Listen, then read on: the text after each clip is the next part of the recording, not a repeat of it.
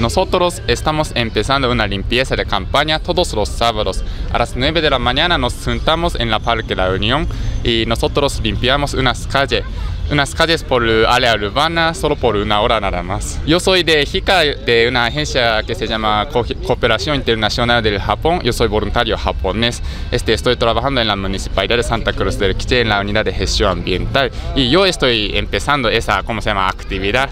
Sí, voluntariamente. Y están acompañando unos compañeros voluntarios que están trabajando aquí en Santa Cruz del Quiché también. Yo quiero invitar a todas las personas que quieren participar en esa actividad, aunque esa actividad es una actividad completamente voluntaria. ¿Por qué esta iniciativa, Sumito?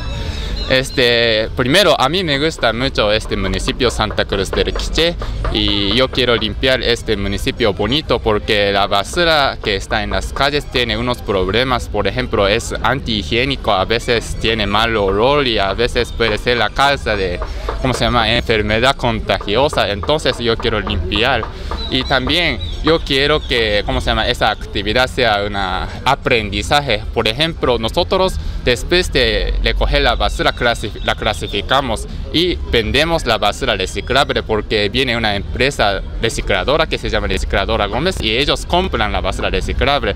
Entonces así los participantes pueden saber que nosotros podemos reciclar la basura y podemos disminuir la cantidad que llega al basurero municipal, al botadero, porque poco a poco está llenándose el botadero. La verdad es que no podemos limpiar todas las calles solo los sábados, entonces yo quiero que la gente vea esa actividad y no tire la basura ya dejen de tirar la basura en las calles.